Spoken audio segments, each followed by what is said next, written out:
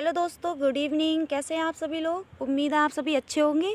आज मैं लेके आई हूँ विकास के सिद्धांत। आज पढ़ेंगे विकास के सिद्धांत क्या होते हैं, क्यों पढ़ते हैं हम इसको।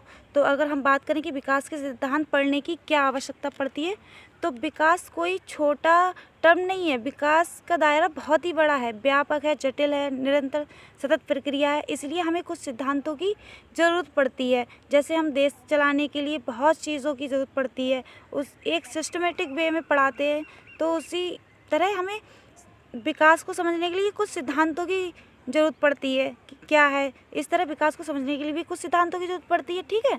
तो वैसे तो मैंने मेन सिद्धांत लिए हैं तो बहुत सारे, पर जो आते हैं मैंने वो ही लिए हैं, ठीक है।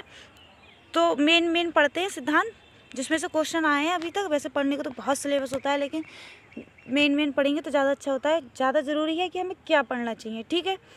होता तो बहुत कुछ है, पढ़ोगे तो किताबें ढेरों हैं, तो इसलिए मेन पढ़ते हैं, ठीक है। तो पढ़ते हैं। आज पहला टॉपिक है निरंतरता का सिद्धांत। निरंतरता का सिद्धांत क्या होता है, किसे कहते हैं निरंतरता का सिद्धांत? निरंतरता का सिद्धांत विकास कभी न रुकने वाली प्रक्रिया है। ये जीवन पर्यंत चलने वाली प्रक्रिया है, केवल कभी मंद तेज होती है, विकास गर्व से करता है। निरंतर चलने वाली प्रक्रिया क्या है? हम कभी ना मतलब हमेशा कुछ ना कुछ सीखते रहते हैं। ये विकास बूम टू टूम जाएगा, हमेशा चलता रहेगा, ये गर्भ से कब्र तक। इसीलिए इसे निरंतरता का सिद्धांत कैसे हैं? लाइफ लॉन्ग चलता रहता है। आप हर क्षेत्र में विकसित होते रहते हैं। आप पहले 5 साल के थे, अब 25 साल के हो गए, तो वैसे नहीं रहे, चेंजेस आते रहे हैं। तो ये क्या है? निरंतरता का सिद्धांत है। चेंजेस आते रहते हैं, तो हर बच्चे में चेंजेस आते रहते हैं, तो ये जीवन पर्यंत चलता रहता है। कुछ ना कुछ सीखते रहते हैं। तो ये क्या है? निरंतरता का सिद्धांत। फिर दूसरा है विकास की दिशा का सिद्धांत, जिसमें 2 इम्पोर्टेंट टॉपिक है, ये जरूर पूछे जाते हैं। एक है स्रोत पदोन्मुखी, दूसरा है समीपस्थ दूरस्थ विकास। इसको हिंदी में याद ना करके इंग्लिश में याद करना तो ज़्यादा अच्छा रहेगा, क्योंकि इसके हिंदी में ना बहुत सारे नेम होते हैं। कभी कुछ पूछता है, कभी लंबवत, कभी कुछ अधोमुखी। तो इसका इंग्लिश में याद करेंगे नेम तो ज़्यादा बेटर होगा। जैसे सफेलोकॉडल, पहला क्या है? सफेलोकॉडल। दूसरा क्या है? प्रॉक्सिमोडिस्टल। सफेलोकॉडल क्या होता है? विकास की दिशा सिर से पैर की ओर चलती है। जब हमारे विकास की दिशा सिर से पैर की ओर चलती है, तब उसे स्रोत पदोन्मुखी कहते हैं। जैसे विकास की दिशा सिर से पैर की ओर चलती है। पहले बच्चे का सिर डेवलप होता है, फिर वो पैरों पे घुटने चढ़ने लगता है, फिर वो पैरों पे खड़ा होने लगता है, फिर हाथों का यूज़ करने लगता है। तो ये क्या है? सिर से पैर की ओर बढ़ता है नहीं? तो इससे बच्चा अपना पहले सिर संभालता है, फिर बाद में बैठना सीख जाता है। यही क्रम है ना। विकास सिर से पैर की तरफ बढ़ता है। ये कभी लंबवत भी लिख के आ जाता है, तो कंफ्यूज ना हो। इंग्लिश में नेम याद कर ली, सफेलोकॉडल, तो ज़्यादा अच्छा रहेगा कि सिर से पैर की ओर विकास होता है। तो वो क्या है? स्रोत पदोन्मुखी। इतना याद रखें कि सिर से पैर की ओर सफेलोकॉडल। ओके। फिर पढ़ेंगे समीपस्थ दूरस्थ विकास। समीपस्थ दूरस्थ विकास क्या होता है? जब हमारे विकास की दिशा मध्य से बाहर की ओर होती है, तो उसे समीपस्थ दूरस्थ विकास कहते हैं। समीपस्थ दूरस्थ विकास किसे कहते हैं? पहले हमारी आर्म, फिर हाथों का कंट्रोल होता है। जैसे पहले हार्ट डेवलप होता है, छोटे बच्चे का पहले क्या होता है? हार्ट डेवलप होता है नहीं? पहले उसका हार्ट डेवलप होता है, फिर जब होता है तो बच्चा, उसका हार्ट ही तो काम करता है धीरे धीरे, और कुछ काम थोड़ी ना करता है। तो ये क्या है? मध्य से बाहर की ओर होता है, तो इसे क्या कहेंगे? प्रॉक्सिमोडिस्टल, ठीक है। अगर सिर से पैर की ओर तो सफेलोकॉडल, केंद्र से बाहर की ओर तो प्रॉक्सिमोडिस्टल, ठीक है। इंग्लिश में नाम याद करेंगे तो ज़्यादा बेटर है। फिर पढ़ेंगे समान प्रतिमान का सिद्धांत। ये क्या होता है? इसके अनुसार प्रत्येक जाति अपनी जाति के अनुरूप विकास का प्रतिमान अनुसरण करती है। जैसे कि विकास का एक निश्चित पैटर्न अनुक्रम होता है सभी के लिए समान, चाहे बच्चा इंडिया का हो, चाहे अमेरिका का हो, चाहे वो किसी की भी देश का हो, सबके लिए एक समान प्रतिमान होता है। जैसे बच्चा पहले शैशव अवस्था में आता है, फिर ही बाल अवस्था में आएगा। ऐसा तो है नहीं कि हमारे यहाँ का बच्चा पहले शैशव अवस्था में आता है, नहीं दूसरे का किशोर अवस्था में हो जाता है छोटे पे ही, ऐसा नहीं है ना। तो हर जगह का समान पैटर्न रहता है, अपनी अपनी उसका होता है। जैसे जानवरों का नहीं, सिर्फ मानवों का करेंगे। जानवरों का अपना रहता है, मानवों का अपना रहता है। तो एक समान प्रतिमान होता है, ठीक है। पैटर्न एक ही है, सीक्वेंस एक ही होगा, रेट अलग अलग हो सकती हैं। जैसे मान लिया हम बच्चे कहते हैं कि 14 महीने में चलना स्टार्ट करते हैं, किसी का 11 महीने में स्टार्ट कर देता है, किसी का लेट होता है, तो वो एक अलग चीज़ है, लेकिन पैटर्न सीक्वेंस एक ही है। ठीक है, तो ये क्या है, समान प्रतिमान का सिद्धांत। व्यक्तिगत विभिन्नताओं का सिद्धांत, व्यक्तिगत विभिन्नताओं का सिद्धांत क्या है, बच्चों का व्यक्तिगत विभिन्नता के अनुसार चलता है। किसी में विकास की गति तेज तो किसी में विकास की गति धीमी होती है। बच्चे के विकास में व्यक्तिगत भिन्नताएं वातावरण और आनुवंशिकता की पारस्परिकता पर निर्भर करता है। इन्हीं दोनों की वजह से व्यक्तिगत भिन्नताएं होती हैं। अब देखो मैं समझाती हूँ। व्यक्तिगत विभिन्नताओं का सिद्धांत किसे कहते हैं? हर बच्चे में अलग अलग विभिन्नताएं पाई जाती हैं। आप अलग होंगे, मैं अलग होंगी, कोई तीसरा अलग होगा, तो सब में क्या है, इंडिविजुअल डिफरेंसेस हैं, सब अलग अलग हैं, सब में अपनी अपनी आदतें होती हैं, तो ये क्या है, इंडिविजुअल डिफरेंसेस है। ग्रोथ का रेट अलग अलग होता है, जैसे कुछ बच्चे पहले सीख जाते हैं, कुछ बाद में सीख जाते हैं, किसी का आईक्यू लेवल कितना भी होता है, किसी का कितना होता है, लेकिन जो तरीका है कि इन शैशव अवस्था के बाद बाल अवस्था आएगी, बाल अवस्था के बाद किशोर अवस्था आएगी, ये पैटर्न सेम रहता है।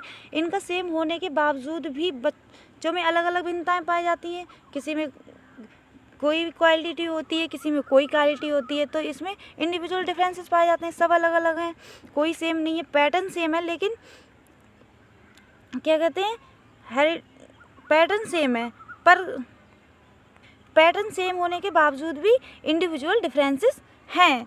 तो ये इंडिविजुअल डिफरेंसेस क्यों होते हैं भैया? तो ये इन्वायरमेंट एंड हेरिडिटी के कारण होते हैं। क्यों होते हैं? इन्वायरमेंट एंड हेरिडिटी के कारण होते हैं। किसी का हेरिडिटी जीन्स, माँ बाप की आईक्यू बहुत तेज़ होता है तो बच्चे को आईक्यू भी बहुत तेज़ होता है। कभी कभी ऐसा होता है कि माँ बाप का आईक्यू बहुत तेज़ है, बच्चे का नहीं हो पाता है इतना। तो और कभी कभी होता है कि वातावरण का भी प्रभाव पड़ता है। अच्छा वातावरण मिल जाए तो अच्छा सीखते हैं, और थोड़ा ख़राब मिल जाए तो बच्चे उस तरह से सीखते हैं। तो वातावरण का भी प्रभाव पड़ता है। आनुवंशिकता एवं वातावरण परस्पर निर्भर करते हैं। बच्चों के सीखने में जितनी हेरिडिटी ज़रूरत होती है उतनी ही वातावरण की ज़रूरत होती है। ठीक है, दोनों इंटर रिलेटेड है। ये पूरा एक क्वेश्चन वो है चैप्टर वातावरण आनुवंशिकता, इसको मैं अलग से बताऊंगी, अभी इतना ही समझिए। इन्हीं दोनों की वजह से व्यक्तिगत भिन्नताएं होती हैं। जैसे कि मैंने कहा था, इन्हीं दोनों की वजह से व्यक्तिगत भिन्नताएं होती हैं। ठीक है, फिर पढ़ेंगे सामान्य से विशिष्ट क्रियाओं का सिद्धांत। हमारा विकास सदैव सामान्य से विशिष्ट क्रियाओं की ओर चलता है, ना कि विशिष्ट से सामान्य की ओर। ठीक है, तो कैसा होता है, सामान्य से विशिष्ट की ओर होता है हमारा विकास। जो विकास है वो कैसे आगे बढ़ेगा, सामान्य गति से विशिष्ट गतिविधियों की तरफ जाता है। ठीक है, सामान्य से विशिष्ट, जैसे पहले पूरे हाथों चीज़ों से पकड़ता है, पूरे हाथों से चीज़ों को पकड़ता है, फिर वो उंगलियों से पकड़ने लगता है। जैसे पेंसिल से लिखता है तो पहले पूरे दोनों हाथों से पेंसिल पकड़ता है, फिर क्या होता है, फिर 2 उंगलियों से ही पेंसिल पकड़ के चलाना सीख जाता है नहीं। जैसे मान लिया, अब आपको अच्छे से समझाऊँ, समान से विशिष्ट की ओर, पहले बच्चे को क्या देखता है, पेड़ देखता है, पूरा पेड़ देखता है ना, तो वो समान चीज़ है कि पूरा पेड़ है। फिर बच्चा जैसे जैसे बड़ा होता रहता है, फिर देखता है कि इसकी जड़ें भी हैं, इस पे तने भी हैं, इस पे फल भी हैं, इस पे फूल भी हैं, तो ये क्या विशिष्ट चीज़ें हो गई। तो ये क्या है, समान से विशिष्ट की ओर जाता है। ठीक है, और विशिष्ट से समान क्यों नहीं, ऐसा तो है नहीं कि पेड़ की जड़ें उसने पढ़ ली, पौधे के पार्ट्स पढ़ लिए कि ये तना है, कि ये फूल है, फिर बाद में करा नहीं ये पेड़ है, ऐसा तो नहीं होता है। पहले छोटा बच्चा यही तो कहेगा कि ये पेड़ है, फिर उसके बाद भी पढ़ता है क्या क्या है। ठीक है, ये हो गया। फिर आगे बढ़ते हैं, अंतर संबंध का सिद्धांत। ये क्या है अंतर संबंध? शारीरिक, सामाजिक, बौद्धिक, संवेगात्मक एवं अन्य प्रकार के विकास के अंतर संबंध एवं परस्पर निर्भर करते हैं। ये क्या करते हैं, परस्पर निर्भर करते हैं। अभी ये 4 डोमेन बताए थे मैंने, फिजिकल, कॉग्निटिव और सोशल और इमोशनल। ये चारों इंटर रिलेटेड होते हैं। ये चारों कैसे होते हैं, इंटर रिलेटेड होते हैं। चारों इंटर रिलेटेड होते हैं, तो ये प्रभावित करते हैं बच्चों के लिए चारों। ये बच्चे को चारों प्रभावित करते हैं। आपने देखा है, जैसे मान लिए किसी के चोट लग गई तो उसका माइंड भी डिस्टर्ब होता है। ठीक है, तो वो इमोशनली भी इफ़ेक्ट होता है। जब बच्चा ठीक नहीं होता है तो वह अच्छे से वातावरण में घुल नहीं मिल पाता है, समाज में नहीं ज़्यादा मिल पाता है। तो ये सब क्या है, एक दूसरे से इंटर रिलेटेड है, तो अंतर संबंध होता है। ठीक है, अंतर संबंध का सिद्धांत। ठीक है, फिर पढ़ते हैं हम आगे।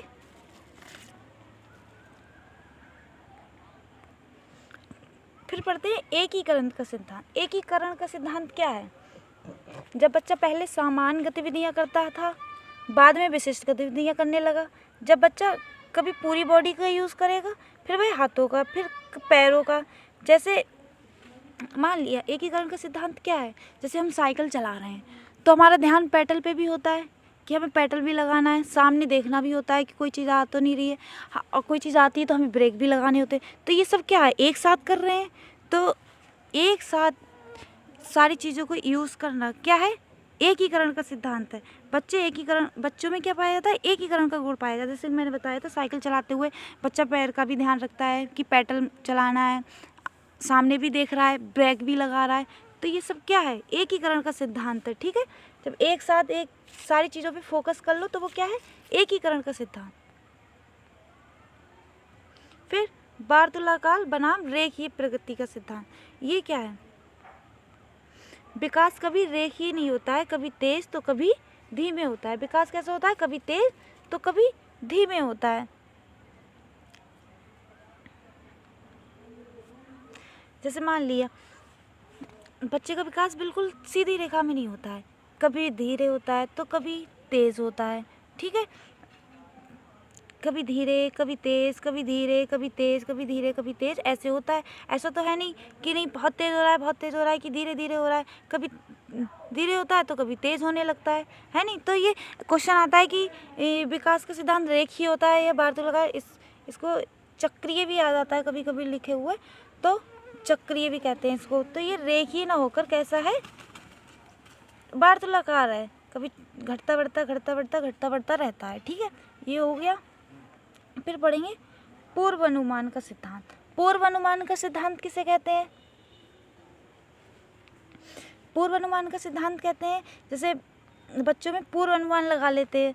कभी देखा है आपने कि कहावत है कि बच्चे के पैर पालने में ही पता चल जाते हैं। जैसे कहते हैं कि बच्चे के पैर पालने में ही पता चल जाते हैं, उसकी एक्टिविटी से देखकर पता चल जाता है कि ये आगे बन के क्या बनेगा। तो ये इसमें फ़ायदा करता है कि जैसे बच्चे का शौक़ किसी और में है, पढ़ा कुछ और रहे हैं, तो पहले उसको देखो कि उसका इंटरेस्ट किस में है, तो उसी चीज़ में आगे बढ़ाएंगे तो वो ज़्यादा अच्छे से सक्सेस होगा। तो क्या है कि काफ़ी हद तक पूर्वानुमान भी लगा लेते हैं कि बच्चा आगे बन के बढ़कर क्या बनेगा, है नहीं।